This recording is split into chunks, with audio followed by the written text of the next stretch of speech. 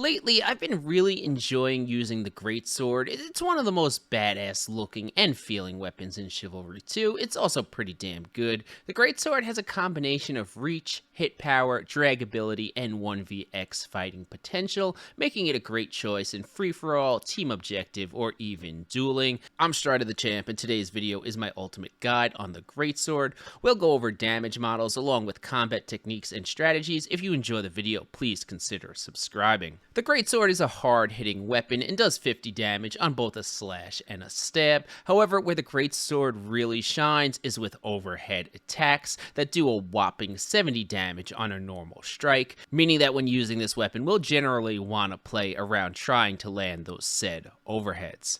Now for heavy attacks, we can up the damage on those stabs and slashes to 70, while our overheads do an incredible 90 damage. So landing one of these heavy overheads can greatly impact the outcome of a fight. Now the special attack looks kind of like an uppercut and does 100 damage, but I only really use this on a rare occasion as a tendency breaker. However, the leaping sprint attack is awesome. You can cover an incredible amount of distance and one-shot archers with 110 damage.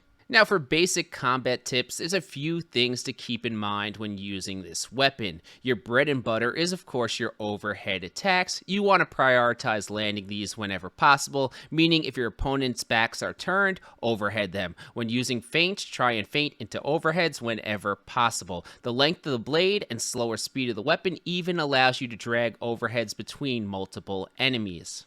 The Greatsword also has excellent reach, which especially in combination with the Vanguard's movement speed can allow us to abuse distance against shorter weaponed players or players who struggle to gauge distances. All the time I strike enemies at maximum range, and even if they block, this is fine because I know I'm safe from their riposte and can take a calculated gamble while moving back with my footwork.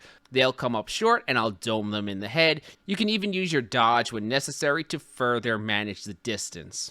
The Greatsword is also extremely draggable, meaning you can slow the weapon down by looking off your opponent with the intent of baiting out a poorly timed counter. To drag your signature overhead attack, simply look up towards the sky. The longer you drag your attack up, the slower it'll be. Bonus tip on stronger players, I drag my weapon off to the side during my overheads and only pull my mouse back to them at the last possible second. Now, I have a bonus tip for dragging, and it has to do with utilizing the stab attack, and very few Greatsword players stab because it shortens your attack range slightly. However, I've fallen in love with the stab attack for a few reasons, and mainly its drag ability. You can hit some really nice drags with the Greatsword stab, and I'm not even talking about on heavy attacks. I catch so many players with normal attack stab drags, it's just ridiculous. To drag a stab, simply aim to your opponent's side, then drag the weapon back onto them once the tip passes their shoulder.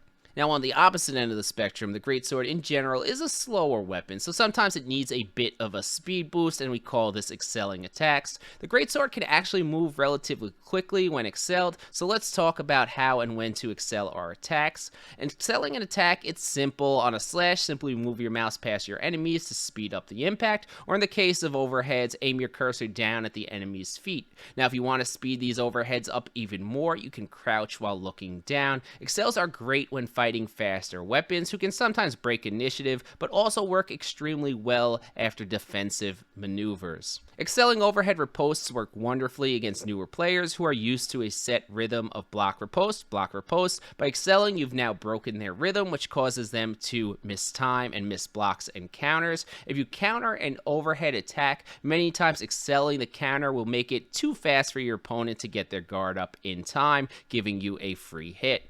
Now let's talk about offensive combinations and feints. The Greatsword has a slow release time, meaning we can abuse this if we're disciplined to bait out counters from our opponents. Many times players like to rush their feints by immediately morphing one strike into another. With the Greatsword, we want to be patient to wait until our strike has almost released to change it. Being patient will reward you by baiting out counters from even very good combatants. Now, of course, we want to prioritize using feints that end with our crushing overheads, so slashes to overheads, stabs to overheads, and of course, one of my favorite feints, overhead to overhead, by using the Alt swing button on your keyboard or controller. However, remember, most better players will expect overheads, so breaking tendencies and using those lovely dragged stabs I talked about earlier is always a good thing.